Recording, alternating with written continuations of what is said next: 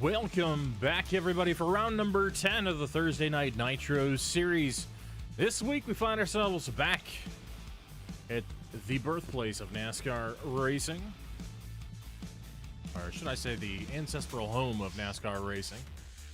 North Carolina for Throwback Weekend here for the Thursday Night Nitro Series. And, of course, round number 1 of the Nitro Shootout playoffs, powered by Sugar Maple Designs. We've got a great race in store for you. Championship 6 drivers have been set after Phoenix last week, and they're going to be looking to score as many points as possible and keep these cars underneath them, as you've seen already slip sliding everywhere here on the brand new asphalt at North Wilkesboro Speedway. Short track racing once again, 0.625 miles, just over a half mile at this fabled short track that's been a staple on the NASCAR circuit for so long. As always, I'm Adam LeVox, here to bring you the live action here on the Boom Tube each and every Thursday night. Glad to have you with us here this evening. We're going to go ahead and give a quick rundown of our points situation for that top 6. Take a look at your screen. We've got, of course, Bennett Allen up on the top of the charts with 1,031 points after the playoff reset seeding. Dusty Martin follows in second with 1,008. Max Bauman, 1,006. Steve Turner would be fourth, but he's going to fall a couple spots this week due to getting married. So congratulations on that, Steve. It's both you and your bride-to-be. Hope to see you around next week. Alex Wiggins and that Mason Gold Chevrolet for University of Michigan, 1,002 points, with Zach Miller rounding out the Shootout 6 here for the fall 2025 season. Qualifying has concluded, and we'll go ahead and get those results up for you in just a moment.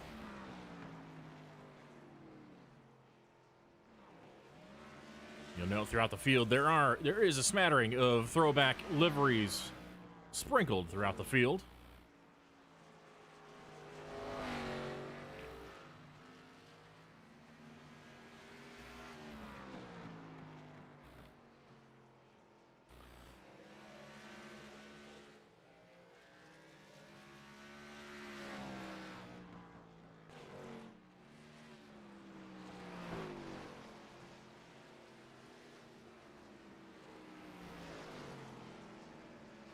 And we'll go ahead and take a look at those in just a moment as they grid up. But first, we're going to go ahead and look at our qualifying results. Kyle Nadeau puts it on the pole here at North Wilkesboro Speedway. Look at the artwork of this track. Everything looking fantastic.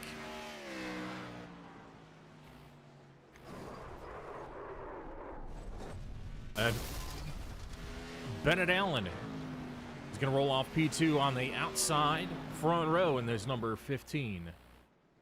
Ford Mustang, just half a tenth slower than Kyle Nadeau. Doug Argabright in the 41 rolls off inside row 2. Outside of him will be Max Bauman in the 89. Dusty Martin in the 35 rolls off 5th, with Zach Miller rolling off P6. Barry Knapp in the 42 making a comeback here to the Thursday Night Nitro Series for this evening.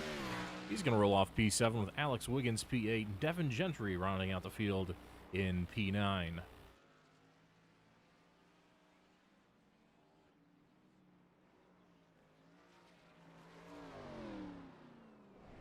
Warm-up just getting concluded here. We will see the drivers grid up to go green in just a moment.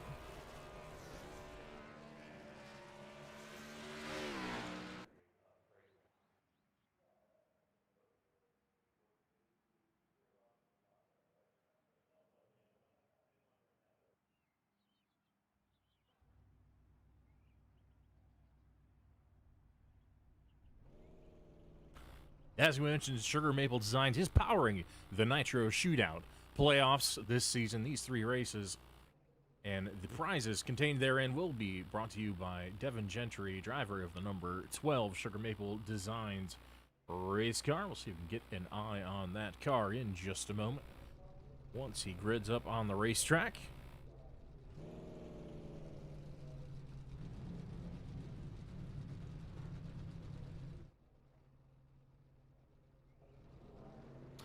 There we go. Once again, powered by Sugar Maple Designs. Link to their website into the description.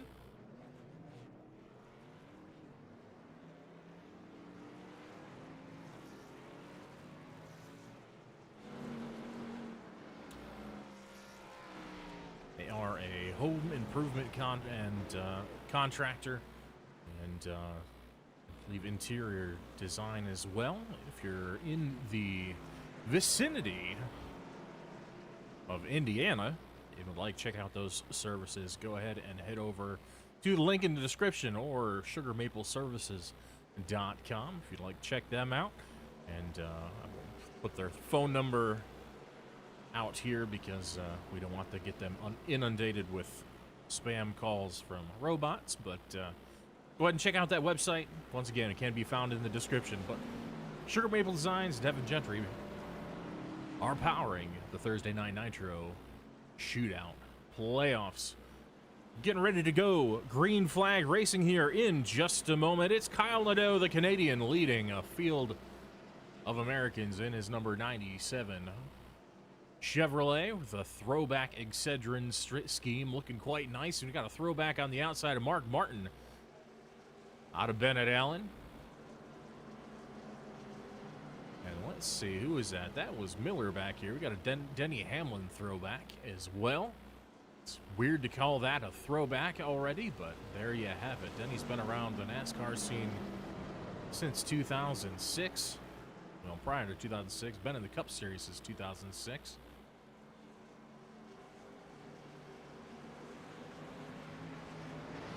But focusing back on the front, at pole position belongs to Kyle Nadeau. Let's see what he can do with it. Having just missed the shootouts, he's here to play spoiler now. Green flag in the air for round number 1 of the playoffs, round 10 of our season. Nadeau already sideways. He's in the middle of 3 wide. Gets a little piece of Bauman on the outside. Bauman keeps it together, but Nadeau in trouble early. Allen inherits the lead after that scuffle with Bauman trailing. Doug Argabright in the third. Dusty Martin picks up a couple spots already in P4. It's a mad scramble at the back of the field. Kyle Nadeau trying to get his bearings and get that thing hooked up. Was big time loose, sending it into turn 1 and is playing the recovery game now. That rear tire not going to be happy. It's going to be a little bit on the hot side after that wild ride of a first lap.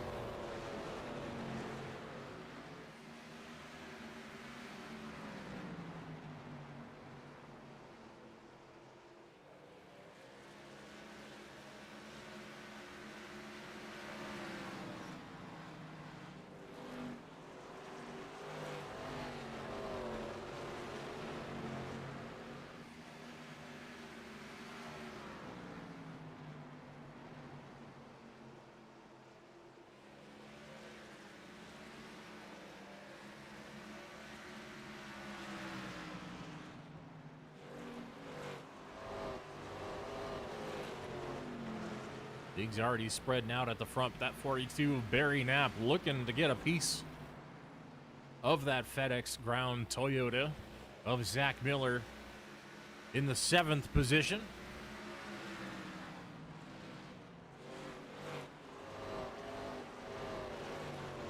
Looking that inside lane nicely. Rolling the center of the corner well. Doesn't quite have the same pace off the corner. You notice using that high line to his advantage. Zach able to pull away on corner exit. Big time loose there for Knapp. That time out of 3. That's going to give Gentry the outside. Gentry to the outside in the 12. High line through 1 and 2. All the way up against the fence. Gets it pulled back down for the exit. He's going to make that pass and claim the 8th spot.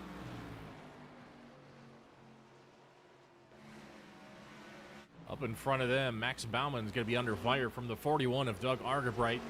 In short order, Doug's been reeling him in for a few laps at this point. Every driver just doing what they can to hang on to these race cars. Very easy to have slip-ups that are very costly, as we saw out of the 42 just a moment ago. One slip is all it takes, and you'll lose all momentum. This track is very, very greasy on this new pavement, but it is a fun track nonetheless.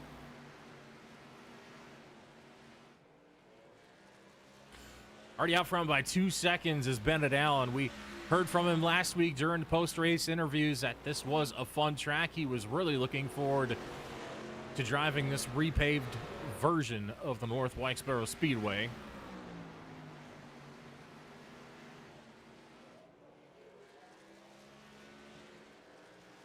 Whether by setup or just the condition of the racetrack itself, you might be inclined to think that the new pavement would offer more grip than most other racetracks, but sometimes it can offer the opposite effect. iRacing doing their best to model the surface as it was raced on. It was very, very fresh as they raced on it this past year, and thus was a little bit greasy in the sunshine. Some of those oils came to the surface of the racetrack, and it made it a little bit of a handful, but a fun handful nonetheless. Argerbright closes up within 1 car length, down to a half car length coming out of 4 this time. Max Baumann trying desperately to hold him off. Both drivers with their hands sawing the wheel, trying to hang on to these things. Exit of both corners going to be problematic throughout the evening.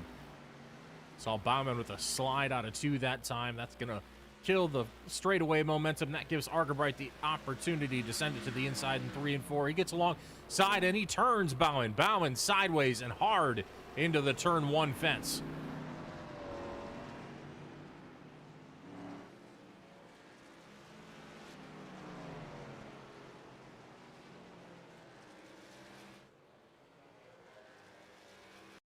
Back to our Déjà Revél replay cam. We'll take a look at that entry to turn 1. We saw Argerbright got the run out of 4, was able to stay alongside. Maybe just a bit of a misjudgment here.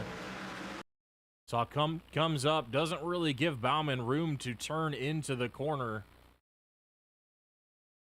You see the line Argerbright took was going to relegate him to the middle of the racetrack. Baumann probably thought he was going to go much lower than that.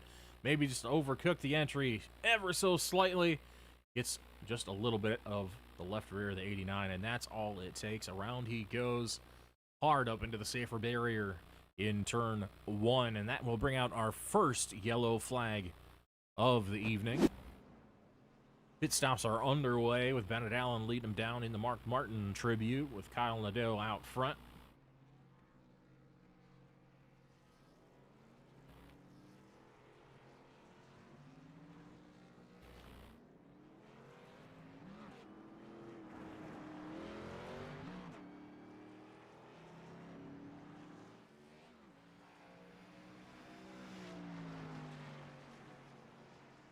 Nadeau throwing it back to Jimmy Johnson's NASCAR Busch Series ride from 2001, that Excedrin machine. Short-lived, but with enough potential during that 2001 season to be spotted, and by Jeff Gordon, of course. You want eyes on... If you have someone picking you out of a crowd, you'd want it to be Jeff Gordon. Jeff obviously saw something in Jimmy that paid off major dividends for the Hendrick Motorsports organization 7 championships later.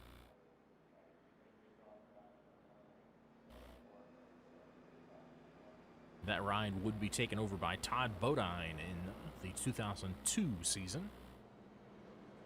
But given the recurring theme of Jimmy Johnson liveries on Kyle Nadeau's number 97, I'm going to assume it was the former.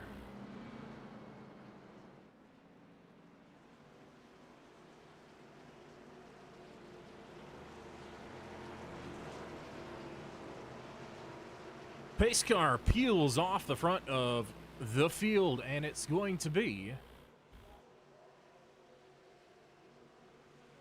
Kyle Nadeau leading them to the start. Great start by Nadeau. Big wheel spin out of the 38 of Miller. Miller then fences the 35, trying to get the rear end of that car hooked up. Big short straw draw for the 35 there. Not sure how pleased he's going to be with the 38 after that. Bit of panic set in, lack of situational awareness after the initial spin. Cars going by left, right, and center, trying to get around the 38 after the initial start. Bennett Allen, Kyle Nadeau going at it. Nadeau's got the outside through 3 and 4, but it's going to be Allen making it stick on the bottom. Completes the pass easily and away by 2 car lengths before turn 1. Nadeau back down to the bottom side of the racetrack. He's got competition from Wiggins up to 3rd now in that U of M machine. 11 is rolling that high side well on the restart. He's going to make the pass on Nadeau. Clears as they cross the stripe for lap 22.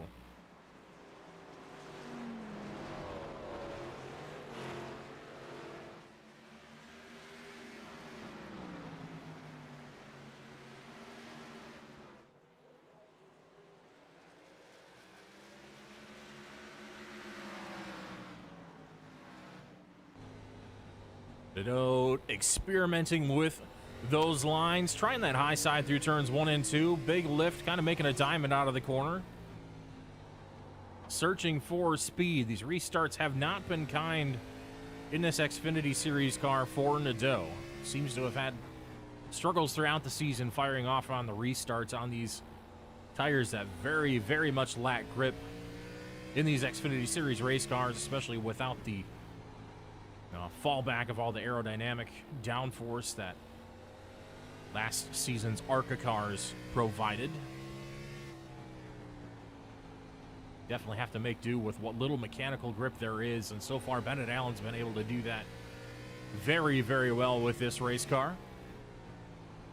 Hopefully be able to divulge within the next week or two before the end of the season what car they will be running next season. I'm quite excited about it. It will be a return to something we've formerly done, so that narrows it down a bit. Definitely excited to see that racing action next season. Hopefully draw in a larger crowd of drivers. Not everyone out there is a fan of the Xfinity car. It is a very intense car to drive. Never a moment you can really relax with this race car. It's always squirming, always trying to get away from you in some form. So not everyone is a huge fan, because this is more of a casual league, so that sentiment is understood by admins here at the Thursday Night Nitro Series, and they're going to act accordingly.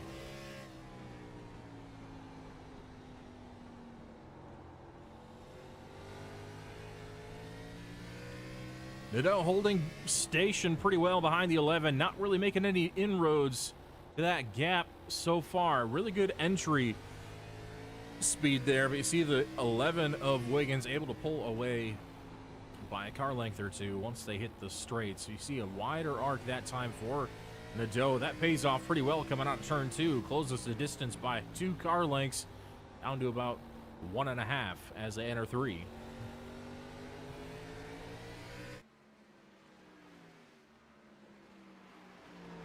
Driver is even scraping that fence, entering turn 1, trying to get every little advantage, trying to enter that corner to turn in as late as possible, because they know the wider they can keep that entry, the more they can cut it back down toward the bottom on exit and still keep that momentum. You see both these drivers fighting over that.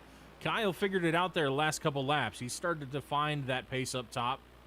You look right there, it pays off on exit, picked up a half a car length advantage on the exit of turn 2. A little more even through 3 and 4, but 1 and 2 seems to be where the 97 is starting to find speed.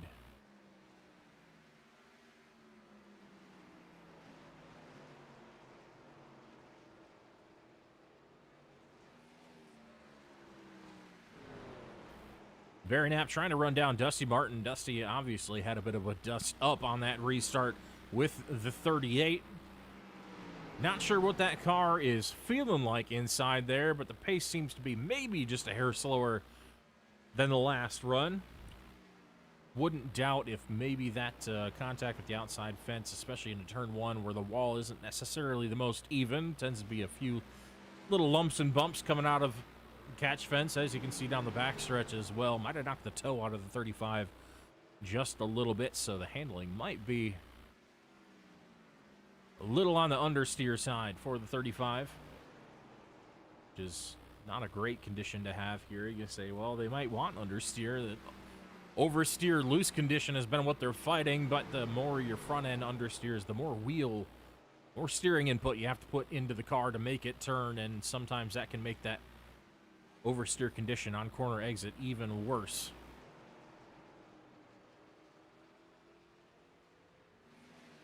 Devin Gentry is going to take his number 12 down pit lane here on lap number 37. Looks like some contact with the fence. The wheels look straight on the 12. We'll have to inquire on what's going on with the Sugar Maple Designs ride. See a little bit of bodywork damage on the right front, but overall doesn't look too bad. Take 4 tires and fuel by the looks of it. Jacks are up on the left side now. And I believe the 12 might have retired for the evening.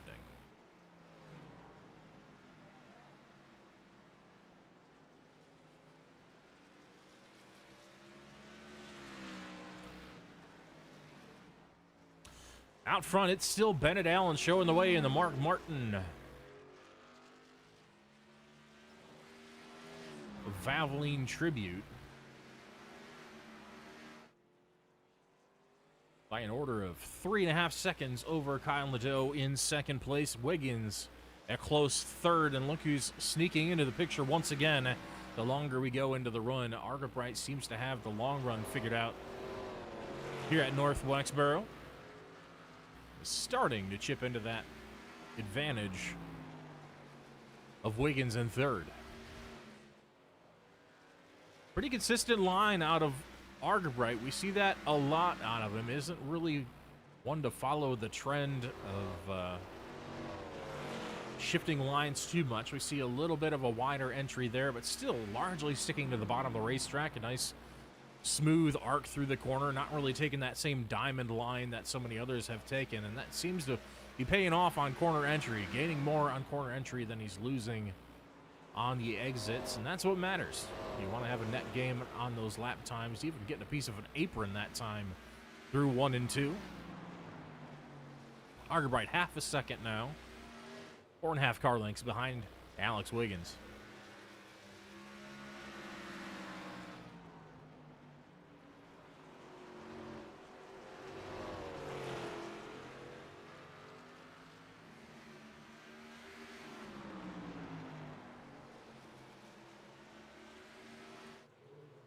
Gap now down to just a car length and a half.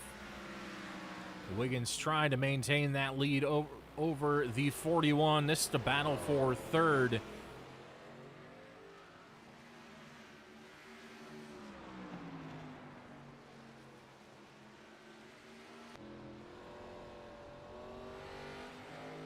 Argabright makes the pass through 3 and 4. Wiggins trying to come back to the inside through turn 1.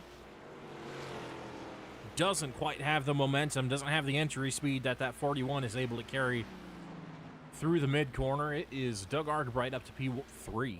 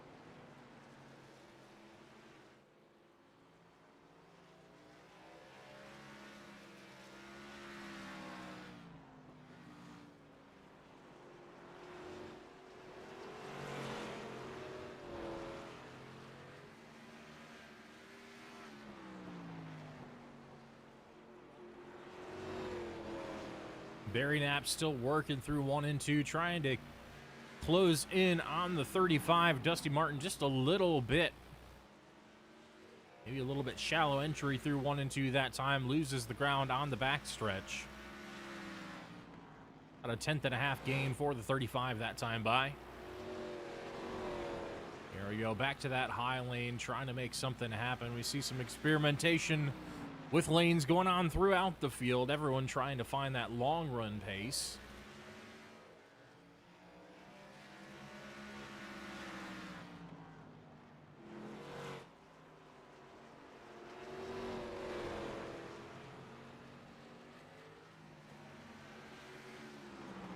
Knapp with some pretty good lap time, makes big gains this time as the 35 struggles down the back straight. Down to half a car length as they come out of 4.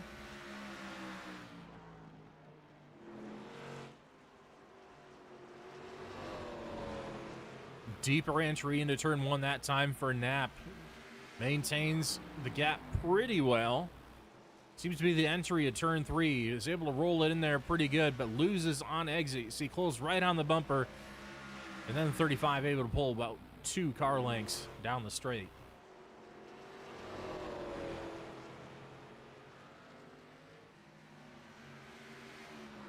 Dusty using that high line defensively very well. Now he's going to dip to the bottom side through 3 and 4. Give us up that, well, I thought maybe giving up that momentum advantage he'd had on the high side the previous few laps, so it seems to have held it pretty well down the front stretch that time. 42 gains in 1 and 2, but still not quite to the bumper.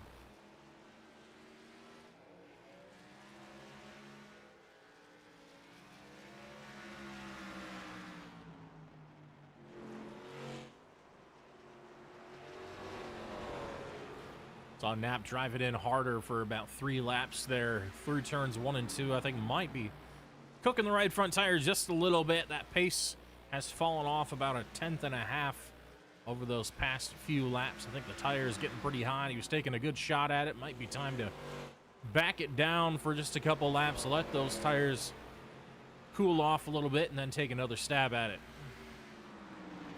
Still maintaining pretty well now, as Dusty seems to be committing to that bottom lane, trying to deny Knapp a little bit, but that top lane was working well too. The 35 just able to get such a good run coming out of 4, despite using the same line as the 42. So maybe that right rear tire working a little better for Dusty right now.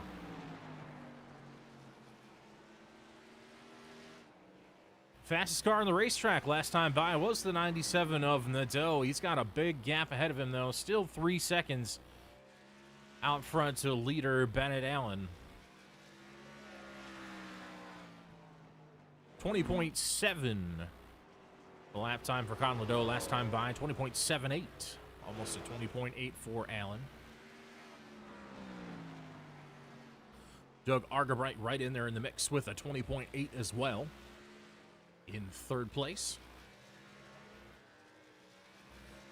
Alex Wiggins, looks like the tires are starting to give out just a little bit on the number 11. 21.75 last time by. We see Alex experimenting with different lines, keeping a high line through all the way through turn 1 and 2 that time.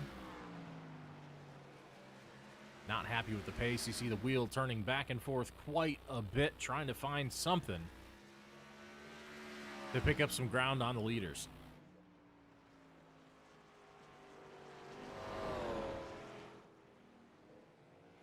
Things keep going as they are. We could see some issues for the leader in just a few laps. It's been a couple laps of pretty large fall off for Bennett in the 15. That's allowed Nadeau to close that gap by another half a second. Now just 2.5 seconds behind the 15. 21.15 last time by for Allen. We'll see what he gets this time. 20.86. The same for Nadeau. Right front tire starting to give out. You see the drivers putting a lot of wheel, having to counter steer coming off the corner, and he does big time coming off of 4 that time. Has to lift out of the throttle, is trying to just muscle this car around the track. Gets a piece of the turn 1 fence as well.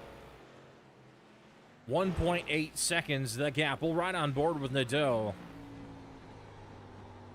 as he tries to run down the 15. 15 trying to make it work on that high side, which has been working for several drivers, but I think that tire is just starting to give out on the right front of the 15. He's losing massive amounts of time per lap. Allen heads down to pit lane. He's done with these old Goodyear tires. He's going to bolt 4 fresh ones on before he loses too much more ground. It's going to be Nadeau out front to lead lap number 66.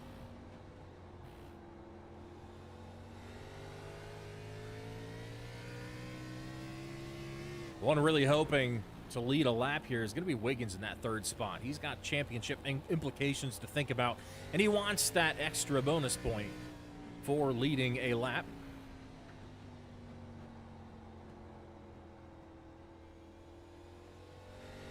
We'll see if he's able to get it. Riding in 3rd right now after Allen came in to pit lane. What Allen has to hope for right now is no cautions.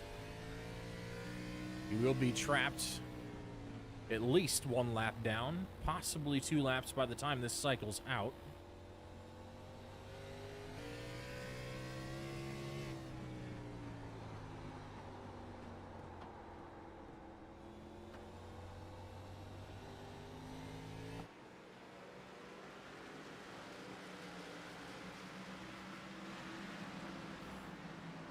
Opposite ends of the racetrack for the 97 to the 15. It looks like it's going to be a lap and a half deficit for the 15 after that round of pit stops. The first of the leaders to come in. He's going to use those fresh tires. He's going to bypass Bauman. Currently sitting 2 laps down. 89's got to be hoping for a caution, some way to get some of these laps back. Came into this race 3rd in the point standings. This could have big implications for the 89.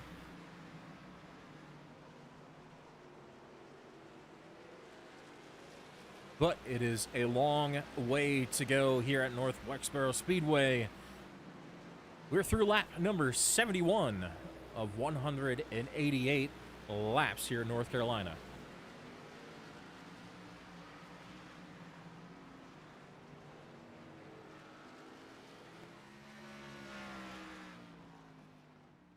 Nadeau out front, Argerbright running a very similar pace, just about the same lap times for the 97 and the 41 the past few laps.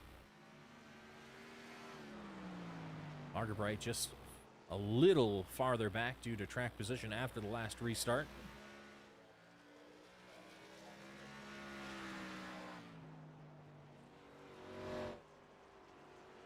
12 seconds the gap currently. We'll see what the 15 can do and how fast these tires stabilize. The last couple of weeks, tire fall off has been substantial, but they seem to stabilize within a couple laps. You don't generally get a whole lot of laps to exercise that advantage that 4 fresh tires gives you, because within 20 to 30 laps, that advantage goes back to nothing.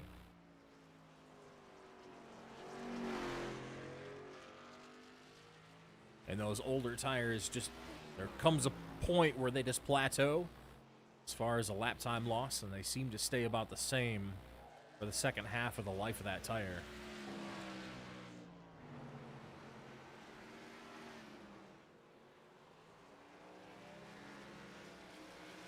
It's like Dusty Martin working through some traffic here, passing Zach Miller for that 5th spot.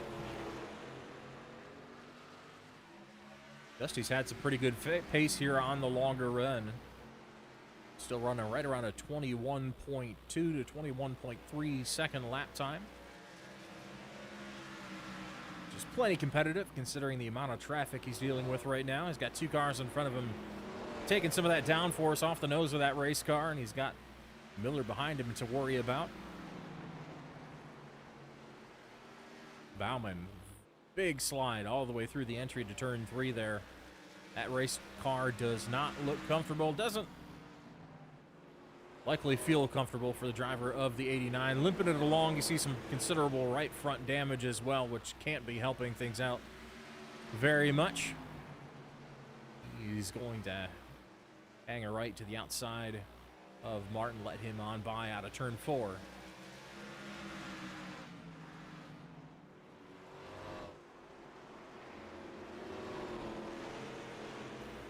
Next on the chopping block for Martin, Alex Wiggins has fallen all the way back into the clutches of the 35.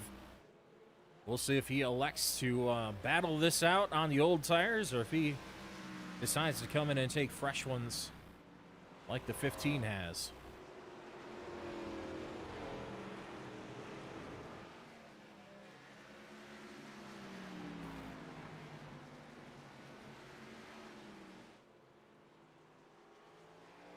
"14 laps until the halfway point of this race. It's still Kyle Nadeau out front in the 97.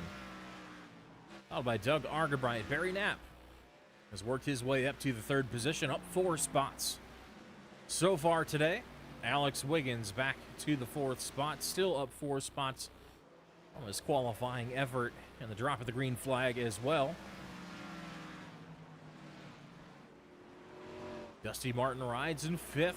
Zach Miller, P6. Bennett Allen currently P7, the only one of the leaders who has come to pit lane thus far.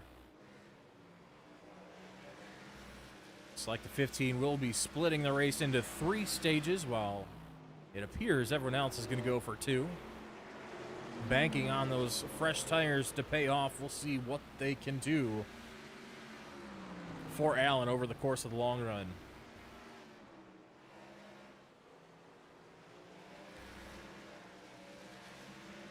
He has gotten by Nadeau, as you'll notice on your screen,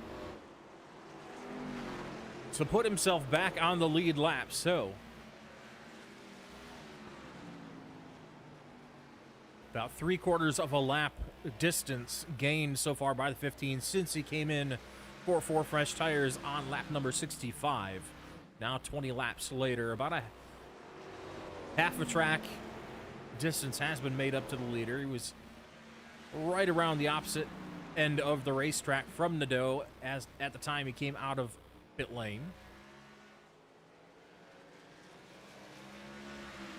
Saw his hands just sawing at that wheel trying to get around the 35. Now sends it all the way up to the top. Has to get on the clamps just a little bit to get that thing slowed down through turn 1.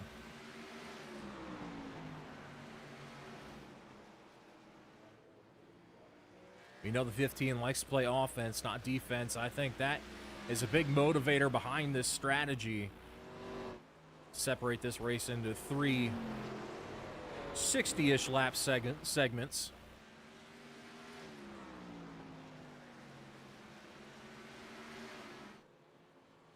Gap now 16 and a half seconds for Allen to Nadeau on those fresh tires.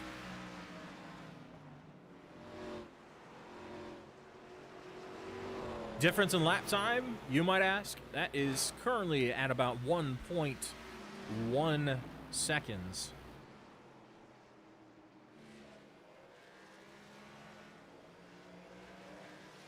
.3 the last time by for Allen. 21.2 that time for Kyle Nadeau. So that gap is fluctuating a little bit, hovering right around a 1 second per lap faster. At a short track like this, that is not a whole lot.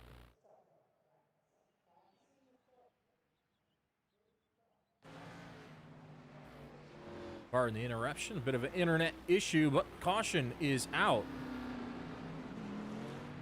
here on lap number 90.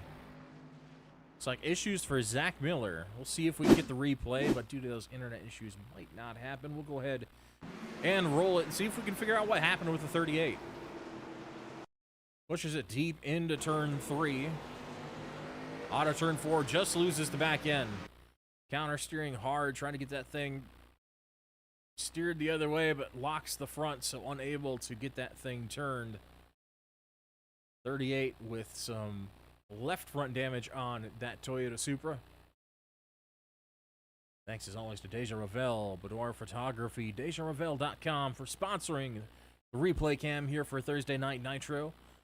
So trouble for one of the playoff contenders, Zach Miller, into the inside fence off of 4.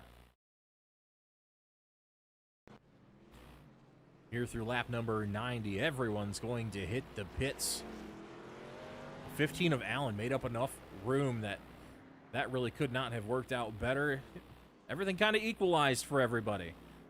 They're right around the halfway mark. They would have split the race into, but unfortunately for Nadeau, that half-track advantage just vaporized instantaneously with that caution coming out. That 15-second or 16-second advantage he had over Allen just gone in a flash. So now he's going to have to figure out what to do. Because, of course, Allen coming in, taking tires and fuel on that pit stop as well. Everyone now on equal footing, so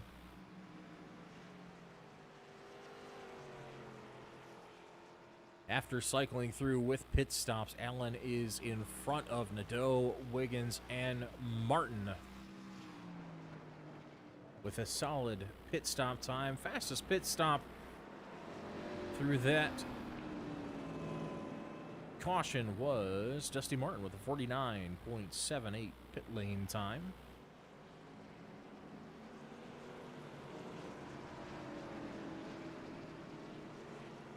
So Bennett Allen will cycle through to the lead as we get ready to go green.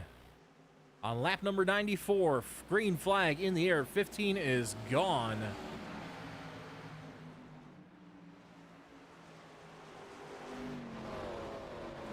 $11 of Wiggins with a fairly good restart.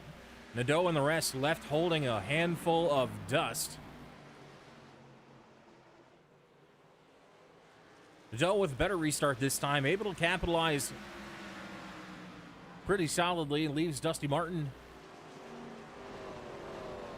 behind by a pretty decent margin on the restart. Looks like finally getting the bearings on the cold tires here for driver number 97. Right now it's Wiggins. We saw a hard charge out of Wiggins last restart.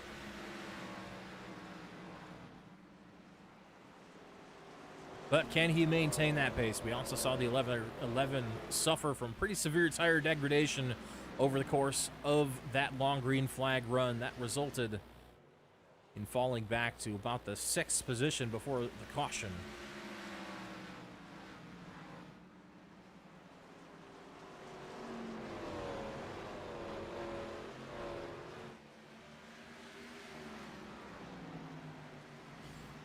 Good news for Bauman, however. While he hasn't gained a lap back, he is now within striking distance of Zach Miller in the 38. Zach now down 2 laps after his incident to bring out that caution. So expect these two to be going at it, trying to one-up each other and get those points for the Nitro Shootout standings. Allen still out front by half a second over Wiggins. Wiggins, a little bit of a tighter line through 1 and 2. Seems to be doing all right. Gains a little bit on the initial exit. Entry to turn 3 belongs to the 15 with Wiggins closing off of the corner. Hard charge on the entries for the 15. Looks like Wiggins has the advantage down the straights, but it balances out pretty well in overall lap time. 19.79 last time for Allen. 19.8 flat for Alex Wiggins, so just 1/100th of a second separating these two in lap time.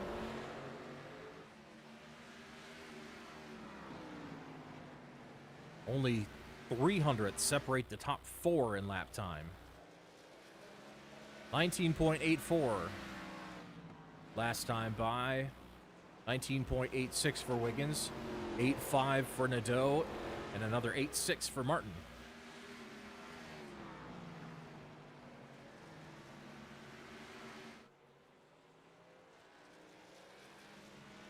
Little bit wide off of 4 that time. We're going to go look at this battle for third.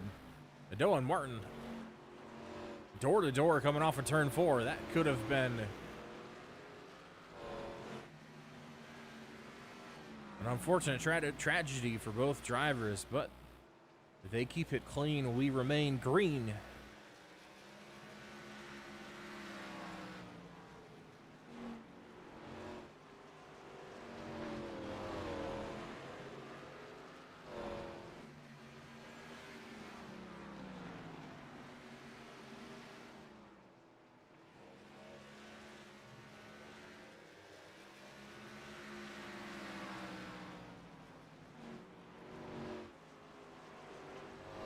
Argerbright with some issues. Not sure what's going on with the driver of the 41, but he has been on pit lane since the time of caution. Now running 12 laps down. May have been forced to retire from the event, leaving us with 7 drivers left in competition for race number 10 of the Thursday Night Nitro Series. Wiggins still trying to run down the 15. That gap has started to grow. 15 able to charge entry those corners pretty well, and yet hang on to that tire life somehow.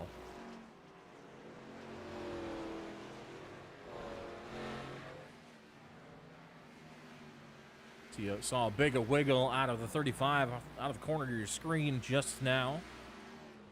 Dusty trying to do everything he can to get back to the bumper that 97. I'm not sure if he's happy with the way that went down off of turn 4 just a few laps ago.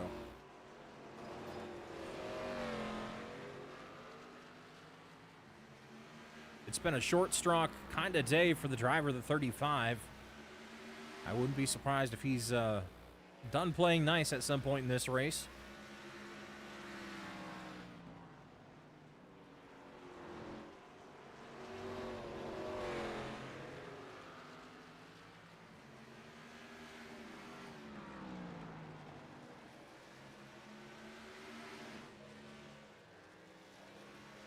Pretty good gains for Dusty that time by, looks like about a half a tenth difference in lap time between he and Nadeau. Nadeau starting to fall off pace just a little bit. The 35 obviously doing everything he can to squeeze some additional performance out of that Chevrolet, and has been making small and steady gains on Nadeau.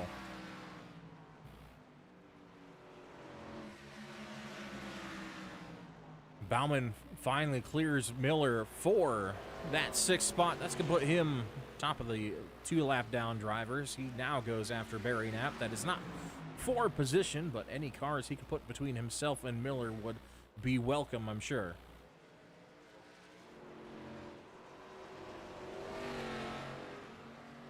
Very different lines through 1 and 2 for the 97 and 35 that time.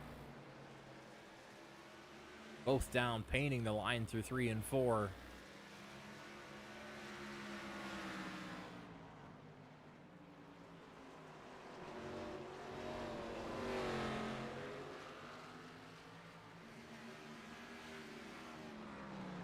Wiggins starting to slip back into this 3rd place picture as both drivers behind begin to inch ever closer to that 11 Chevrolet. See a big wiggle even under braking into turn 1 for Wiggins that time. It's a very nervous looking race car.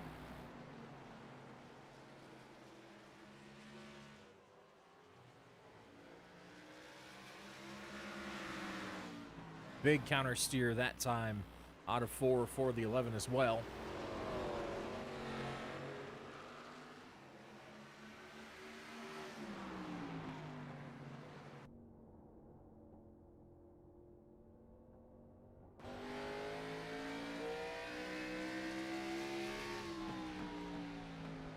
Wiggins surrenders that 2nd spot to Nadeau, now under fire from the 35. As they fire off down the back stretch, Wiggins down to the inside lane, Dusty a half lane higher through 3 and 4. We'll see if he's able to get that nice run down the front straight. Staying about even as they enter turn 1 here for lap number 117.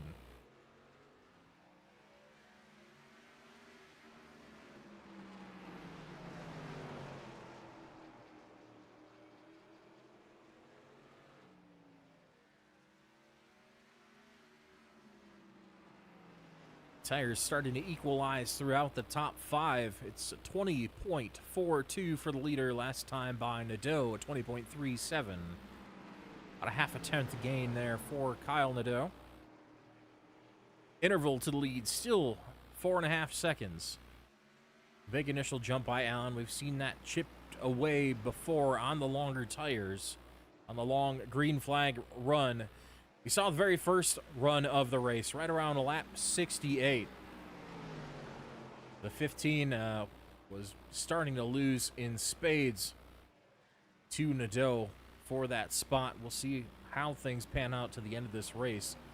Unfortunately, Allen might be placed in a bit of a position he doesn't want to be in. He wants to be on the attack, but I think he might have to take care of those Goodyear Eagles just a little bit more this run if he wants to hang on to that lead.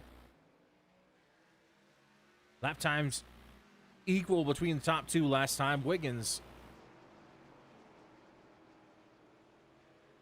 Dusty Martin a little bit slower that time by 20.7 for the 35 car.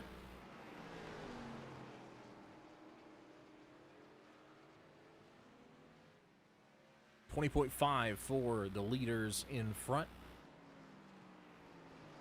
Getting to that point in this stage where a lot of these drivers start shifting lanes. We see one lap will be the high lane, the next will be the low, the next will try the middle.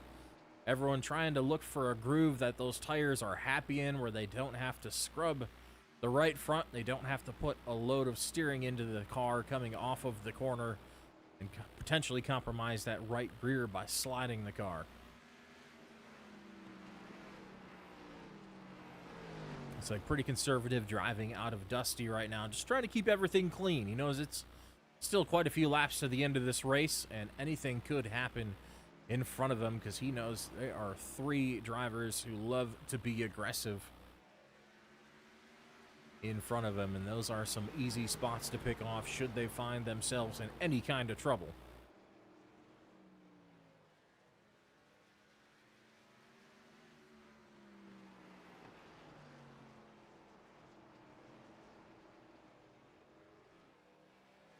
Gap still hovering right around that 4.8 second mark, has stabilized and held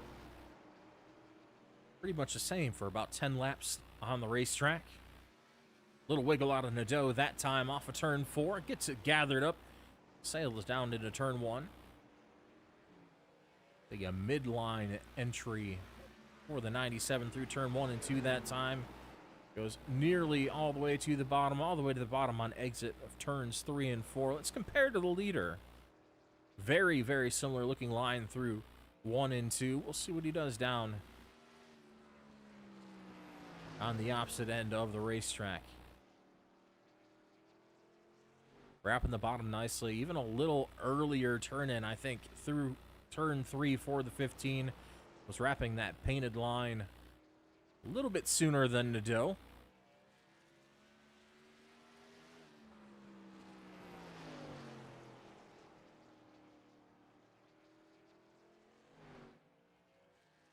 Lap time still hovering right in that 20.5 second range. Nadeau last time by 20.4. About a tenth faster for Nadeau, and it stabilizes to be right around even this time by. Small gains here and there, still hovering around the 4.8. We saw a flash of 4.7 there for a second, so very small hundredths at a time gains for Nadeau so far. We are 40 laps into this run since the last restart, so those tires are going to start to fall off for some of these drivers pretty rapidly here in the next 20 laps or so. Wiggins already throwing in the towel on this set. He brings the 11 down pit lane. He's going to split this second half of the race in 2. And he's going to have to run 56 laps to the end after coming off pit lane this time.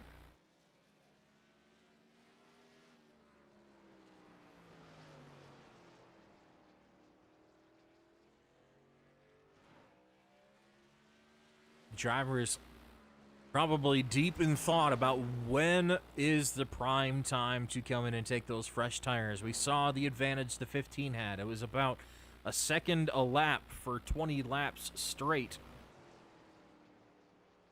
Somewhere between 8/10 and a full second for 20 full laps. Was able to gain a full lap's worth of track position on Nadeau, taking that short pit last time.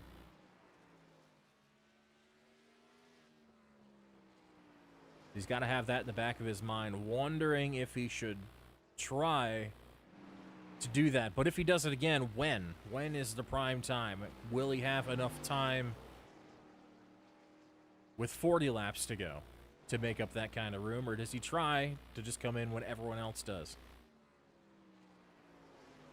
and run a straight-up race? We've seen what the 15 can do on fresh tires. We can split this into as short of a run as possible. He knows he can go all out and still make pace. We see a big slide there at the entry of turn 3.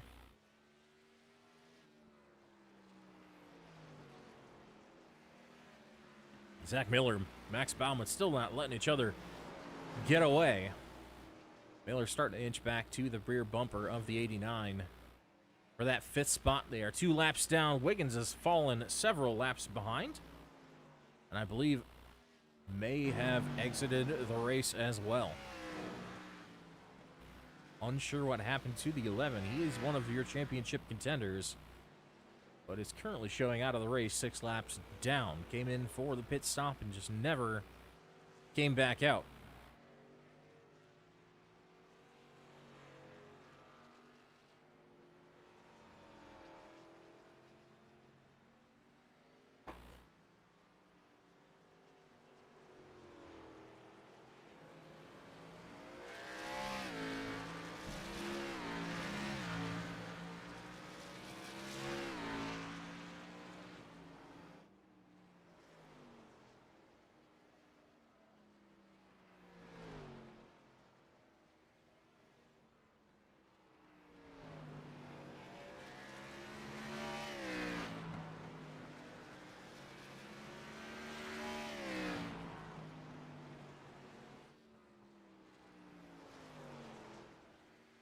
Gap starting to shrink, now down to 4.1. The chunks of time are getting bigger every lap that number 97 is taking out of the lead.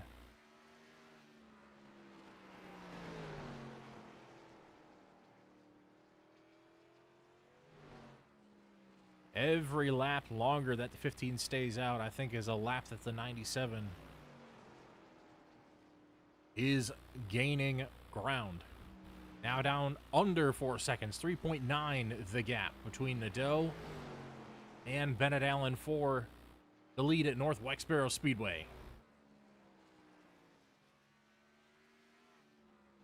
45 laps remain in tonight's race.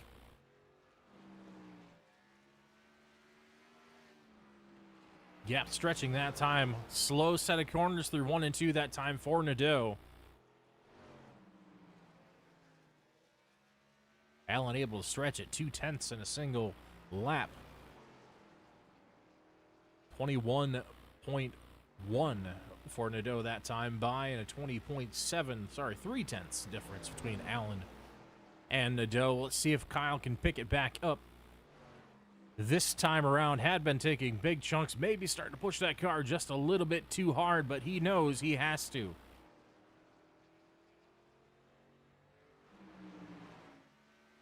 Back a 10th to the positive for Nadeau that time by, starting to take chunks out of the lead once again. But don't look now. Dusty Martin's starting to creep his way back into the picture as well. Both of these drivers running faster lap times than your leader. Dusty with a 20.71 last time by to the 20.68 of Nadeau. So these two drivers trading lap times. Kyle Nadeau with about a 4-second advantage on the 35, but that could all disappear instantly should we see another caution. But I'm sure that is the last thing 97 wants to see. He wants that advantage. He knows he's got the tire life on these long runs. We've seen it pay off. It's been a half a second taken away erased off the lead of Bennett Allen, now down to 3.8 seconds as we cross through for lap number 147.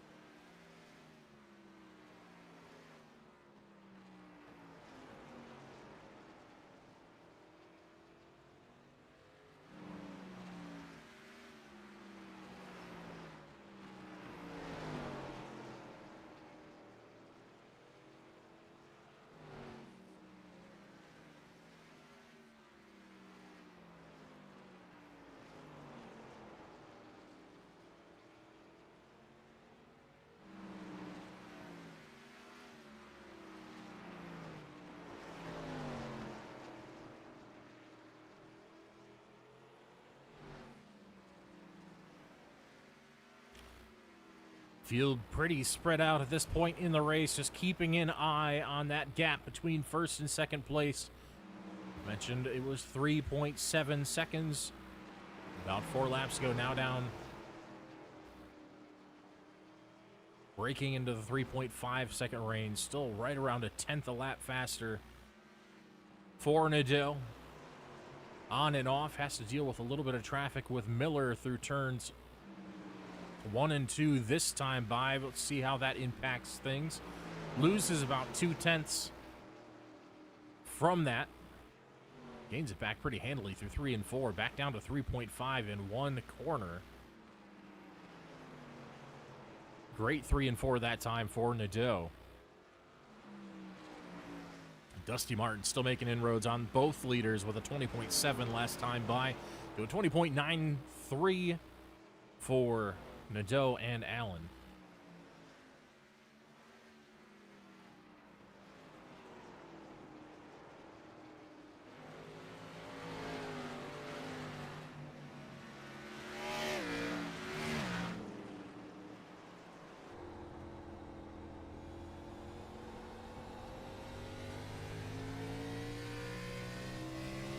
See just up ahead, Allen dealing with the lap traffic of Bauman.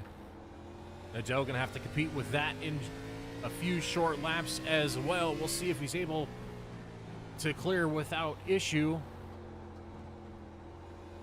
Gap now inside of 3 seconds. 2.9 seconds the gap through lap number 155.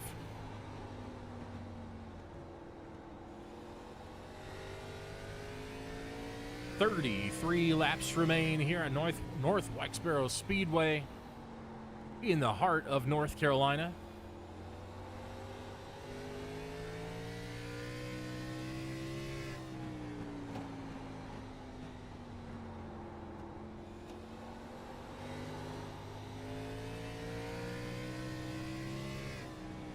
You might ask yourself, does this count as an import versus domestic battle?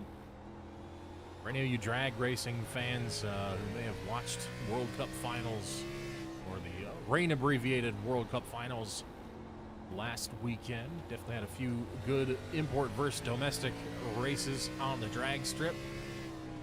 Now we get to see more of the same, except different borders this time. It's U.S. versus Canada. Nadeau, the Canadian, running down the 15 for that lead. Still inside 3 seconds. The gap 2.7 as they head through turns 1 and 2.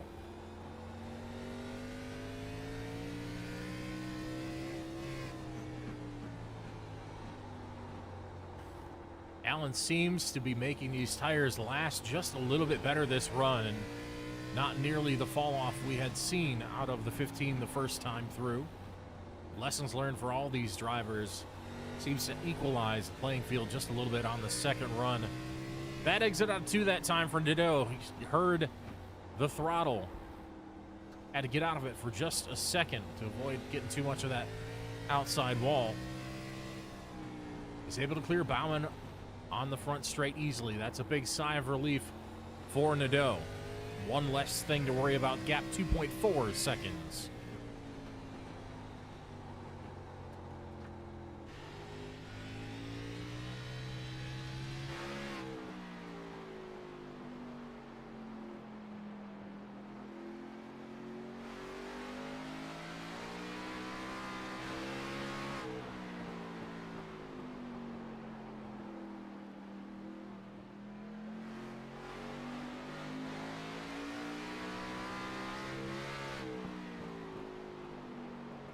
Another 10.5 taken out. It's 2.2 as they cross the line for lap number 162.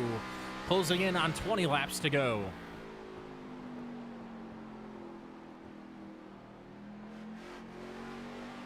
The gains are becoming more consistent, ever closer to a 10th a lap. This will be close. And once Nadeau gets there, if he can get there, how does he go about getting by the 15? Catching him is one thing, passing him another thing entirely. Diamonding the corner through 3 and 4. Saw a big wiggle out of the 97 that time.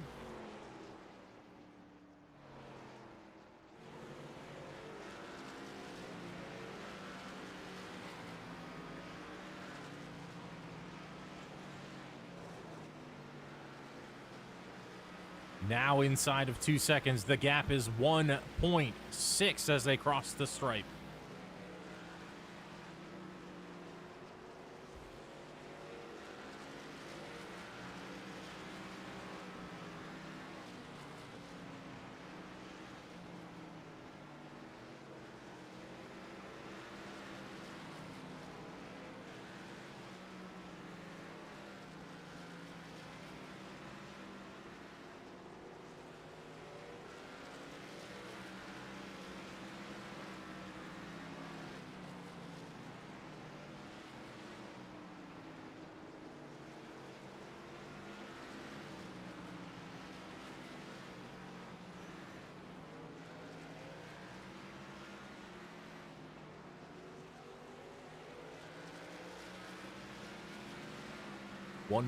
.3 seconds, the gap.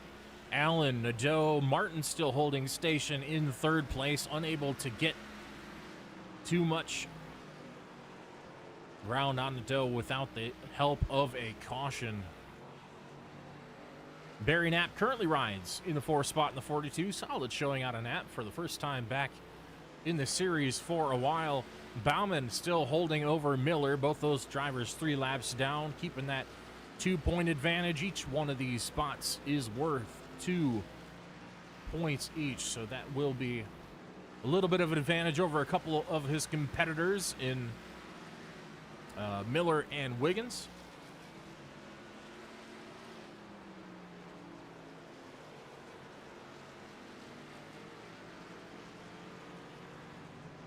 So despite it not being an ideal day, still going to come out a pretty decent day for Bauman. What he's got to hope is that Nadeau is able to do something with this 15. Gap now half a second. Massive gain into entry of 3 that time. 15 skirts away off of 4. The 97 is making very large gains on corner entry. Doesn't that time. Slides it wide. The right rear gets out from underneath him through turn 1. He's got a fair amount of time left. He's got to be careful not to overheat the Goodyear tires on that race car if he wants to make this thing happen, because that will equalize the tire advantage he has currently in very short order if he's not careful. Make sure to keep that pulse down. Take a deep breath and go at him smooth and steady, just like he's been doing for the past 40 laps. Don't want to slide those tires too much. One good slide, and that could cost you a whole lot of lap time. As we found out the last 2 laps, it has been Bennett Allen slightly faster by a couple hundredths. Nadeau closes a little bit through 3 and 4 that time. Takes another slight chunk. About a 10th a second faster that lap. Seems to have calmed down just a little bit. Not sliding the entries. We saw a little bit of a slide on exit for the 15. 2 car lengths, the gap closing down to 1. Nadeau showing the nose to the inside on the exit, trying to get in the head of the 15. And Bennett Allen let him know, hey, I'm here. I might not be ready to pass you yet, but I'm going to make sure I get alongside for just a second to let you know that I'm here.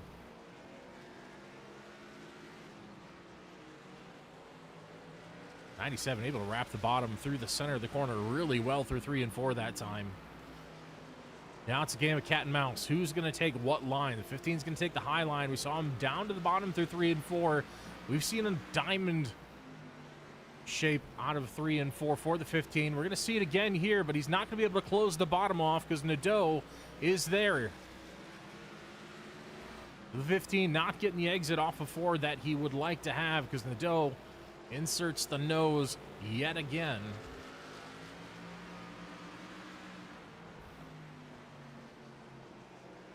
Nadeau is there, but like we said, what's he going to do when he gets there? He's able to get within half a car length off of 4 that time. 15 was able to cut it all the way down to the bottom, get that straight drive off the corner. We see what that did for his pace down the front straight. Much better exit speed out of the 15 when he was able to chop that bottom down. A bit shallower line this time. Nadeau's taking notes, but he spins the right rear coming off of 4. And still gives up just a slight bit of ground to the 15. Nadeau going to have to change the strategy. The 15's taking that defensive outside line that we saw the 35 utilizing earlier. Once again, spinning that right rear just ever so slightly off of turn 4. Nothing major, but just enough to lose that momentum advantage. Great exit out of 2 for Nadeau that time. The traction is starting to fade on the rear end of that 97. He's able to get there, just not able to get the drive off to maintain position to the inside. Inside of 10 laps to go now. We've got 8 laps to go at North Wilkesboro Speedway. For round number 1 of the playoffs, does Nadeau have anything for the 15? Excedrin is providing the opposite of headache relief right now. He is a headache for the 15. Filling up every last inch of the mirror inside that race car. 15 gets a little bit of the wall coming out of 2. 97 spins the tires, but still able to keep the nose to the inside. 15 gonna have the advantage here. Nadeau racing clean, doesn't crowd him up the racetrack. We'll see if he's so patient if he gets another shot at it. Sticking to that inside lane, giving up a little bit of corner exit speed again. 15 starting to shift that line a little bit. Half a lane higher for Nadeau this time. Almost able to sneak the nose to the outside. That line looked pretty good through 3 and 4. 15 in the outside fence again. The entry to 1. We'll see if Nadeau can keep the tires underneath it. Spins a little bit again off of 2. 5 laps to go now. It'll be 4 as they cross the stripe for lap 185. 15 doesn't get a piece of the fence that time, but Nadeau gets a piece of the 15.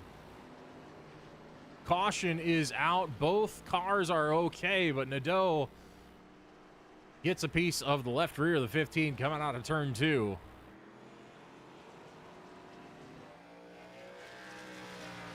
We'll, of course, go back to our Déjà Revél replay cam and have another look at what transpired between the 15 and the 97.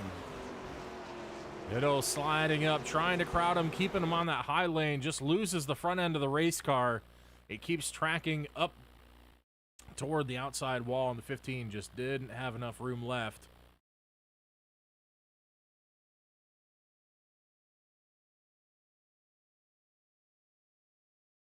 We'll take a look once again.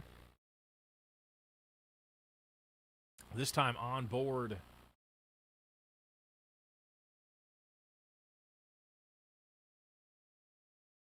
the 97 as they go through turns 1 and 2. See, trying to crowd him up the racetrack. Gave him a little bit of a space. I just don't think Allen expected him to be quite that high. That might have been a little bit of a racing incident. We'll see what the stewards call that.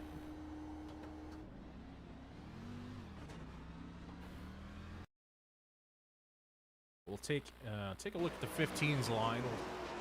Okay, we'll take a look at the distance from the wall. 15 is cutting it down pretty hard on the 97 as well. So I think this is just a combination of factors between the two drivers. You see the 97 still leaves about a lane for the 15 on the outside. It looked like he was tracking up pretty hard, but looking at the distance between the 15 and the outside wall, he might have just got a little bit greedy with that exit line and cut it down just a little bit too hard.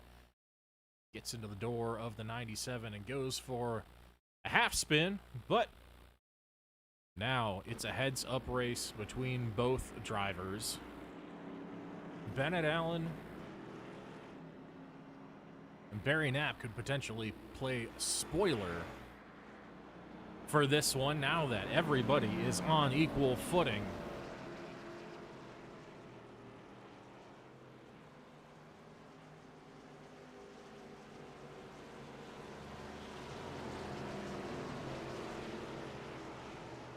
Going to be Martin leading them to the start. He is the control car. He will have control of the race as we get ready for our first green-white checkered restart. Pace cars off, green flag in the air.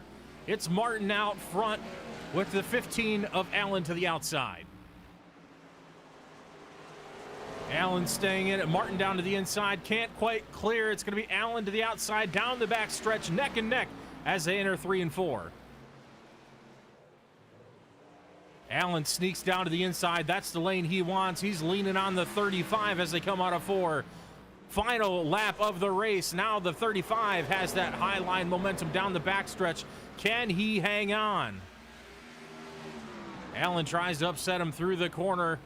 35 has the advantage on entry, but can he make it stick coming off the corner? Bombing in the fence out of 4. That's going to ruin any chance the 35 had of getting by. Absolute heartbreaker out of the 35. Bauman in the outside catch fence spoils the finish for Dusty Martin. Bennett Allen able to claim victory on that inside lane.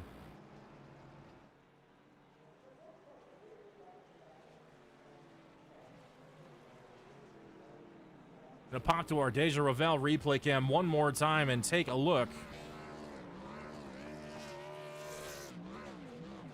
at that final lap. View from the air, Dusty Martin had the outside through 1 and 2. 15 crowds him at the racetrack just a little bit. Leans on him a little bit on the straightaways. Doesn't phase Dusty in the slightest, but he's here coming out of 3 and 4. Dusty able to keep the nose to the outside, but Bauman on the outside fence coming up quick and just unable to keep it there. Has to get out of it to avoid getting into the 89 and was unable to get a clean run off the corner, and that is going to cement the win for the 15.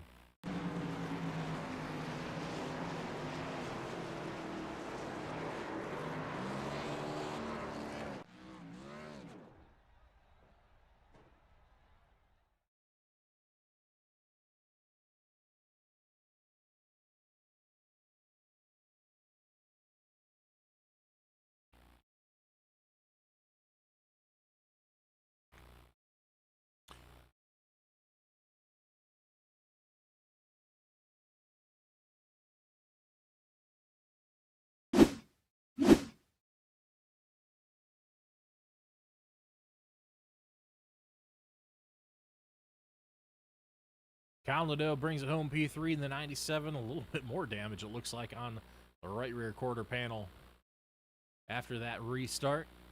Unable to claw his way back up into that top 2 and contend for the win, but still a solid day all the same, and has nothing to be ashamed of as far as that long run speed goes.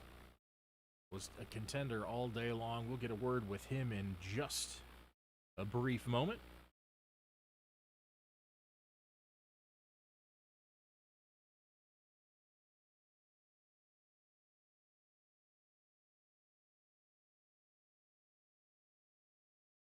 All right, we'll go ahead and grab a driver of the number 97 this week, Excedrin Chevrolet, throwing it back to 2001. Kyle, it was a long race here at North Wilkesboro, but you had the long run speed over everybody. Unfortunately, as you were closing, the last thing you wanted to see happened. And take us through that last restart and the preceding green flag run. How was that panning out for you? How do you feel about how things turned out? Well, I mean, I lost it twice. Friggin' two mistakes on my part, speeding on pit road when I was a leader, and then wrecking Bennett there coming off of two. We talked about it, and he doesn't, no ill will there. That was the last thing I wanted to do. I tried to hit him and straighten him out so he didn't hit the inside wall, and we kept going. But just old tires and car pushed up, and he was right there. So, SOL, my bad. Charlotte's a good race, so we'll recoup and go back to Charlotte. Yeah, it should be a good race for everybody, but bit of a heartbreaker there for you. We saw you had the long run speed all day, but the chips didn't quite fall like you thought they would. And once again, the 15 claims victory for, I believe that's his number 8 this year.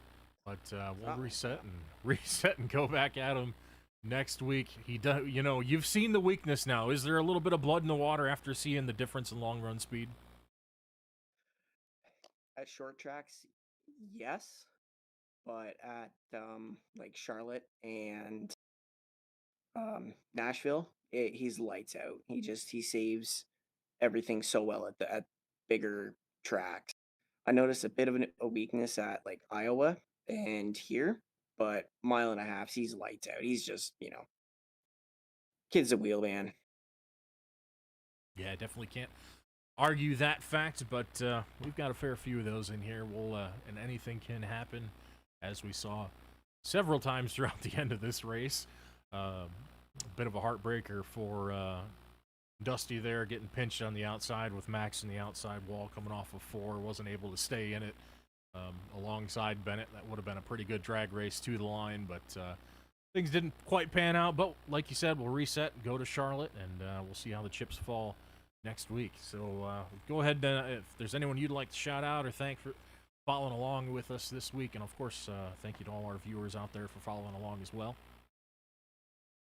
Of course, I want to thank you, Adam, for broadcasting the race. Hopefully, it was pretty interesting after the long green flag runs. I want to thank BoomTube for broadcasting the race on YouTube.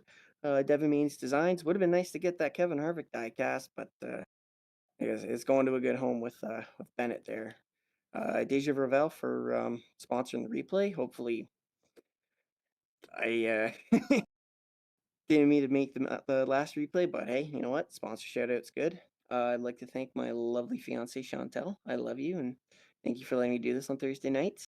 I want to thank my parents for watching and supporting me, and everybody else out there for watching and supporting the series. We got 2 races to go. Let's make it a hell of a show, boys. 2 races to go, and definitely 2 reasons to try just as hard as we did this week, because there's still 2 more diecasts up for grabs. So we'll reset, go to Charlotte, and we'll hope to see everyone there next week. Thanks for the time, Kyle. Great race today. It was great seeing you going for the win out there, and we'll see you next week back in North Carolina at Charlotte. Thanks. See you later.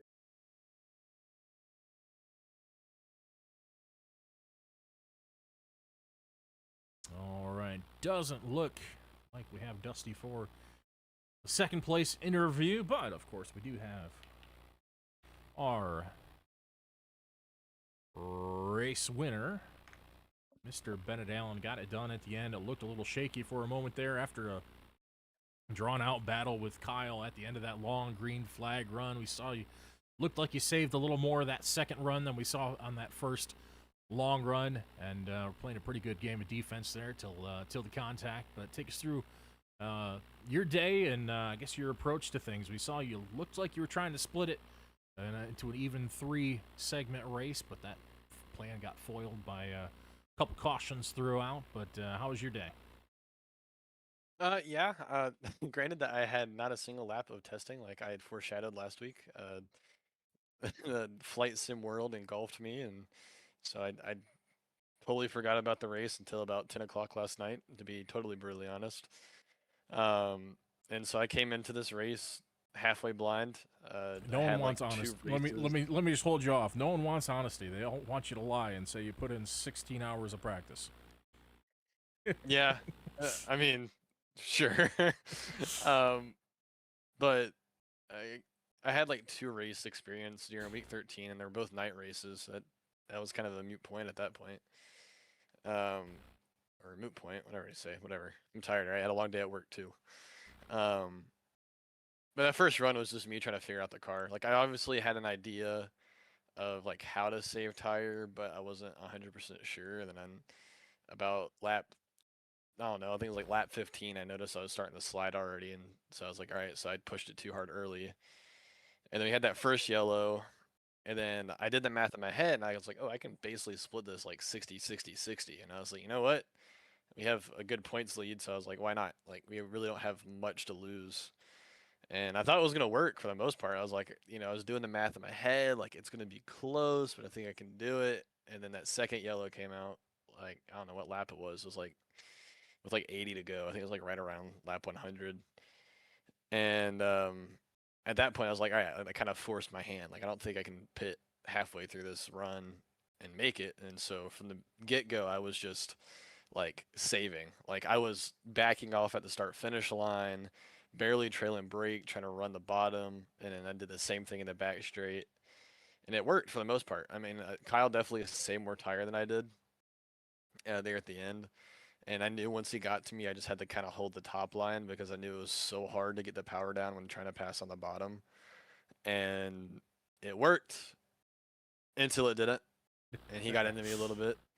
I told Kyle that there's like I'm not mad by any means. That's just hard racing, and at the end of the day, like if I did the same thing to somebody else, I would feel so bad. We could have had a crazy finish going to the end. I think it was like 3 to go when we wrecked, but when it's hot slick racetrack and there's net code involved, and you kind of all bottleneck at the like exit of the corners, like it was just a recipe for disaster, and I'm not mad. And then there's that last restart, which was interesting. Since Kyle got the EOL for the at fault, which I didn't necessarily like, I felt like it was just a racing thing. Like, yeah, it could have been his fault, but in my head, I was like, you just kind of let that go. But anyways, I started on the outside line, which I wanted to, and so I got the lane I wanted, but then I got forced up the racetrack on both ends, which I didn't like. And then he forced me up almost to like the third lane, and 3 and 4 coming to the white, and so I had to turn down. I got to his inside on 1 and 2. I think that's when I did my crossover, and then I had kind of just repaid the favor going into 3, and then freaking 39 came out of nowhere and was wrecking in front of us, and so I was like, hey, that's a basketball move right there. I'm gonna make him set a pick. And it worked out. So got win number 8 on the year. That it did. We were looking for a little bit different result as far as drag race to the line, but still an exciting final restart and pre-restart as well with that battle between you and Kyle. So one way or the other, it definitely turned out interesting for the viewing audience out there. But as I'm sure a lot of people are feeling, the inevitable happened anyways. So I'm sure. Yeah, I guess so. Some people might be feeling that sting a little bit, but for you at least this week, victory is sweet yet again. Number 8 out of 10 races. So it's been quite a run, even here in the first round of the playoffs. Looking at Charlotte next week. I've already had a bit of praise for your 1.5 mile skills out of Kyle. So how you feeling about Charlotte going into round 2? I love Charlotte. I think everybody likes Charlotte because it's like the home track in NASCAR, and so I like that track a lot. It's really fun. It's your standard 1.5 miles with a tri-oval. Like, it's what it is. And I think it's going to be fun. I think it's going to be really competitive because everybody knows Charlotte. It's not a track that some people know, some people don't. So I can almost guarantee I think there's a good 70-30 chance that someone else wins next week. But we'll see. Like, I thought I wasn't going to win tonight, and I still did somehow. So I've been surprised in the past, but who knows? And then there's Nashville, and I love Nashville. These next 2 racetracks, are like top 10 favorite racetracks in iRacing that are ovals. So we'll see what happens. Well, wins race number 1 for the Nitro Shootout. And looking forward to the next 2. This has been your winner, Bennett Allen, driver the number 15 this week, Martin throwback. So I'll go ahead and let you shout out your sponsors and stuff before we wrap it up for the evening, Bennett. Yeah, huge thanks to all our partners here at Thursday Night Nitro, like DMD and Déjà Revél, and just everybody who makes this possible. We just really appreciate it. I know the field wasn't that big tonight, but we still really do appreciate the support.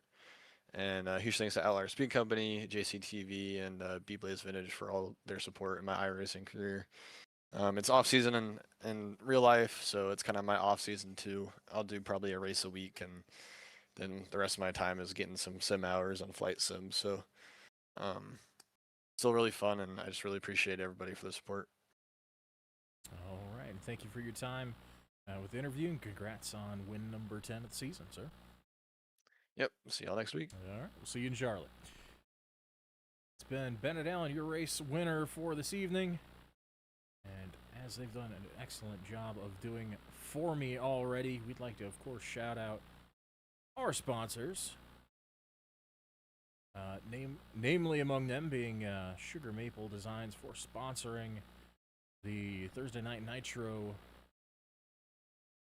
Shootout playoff system, and Devin for providing all of the giveaway cars.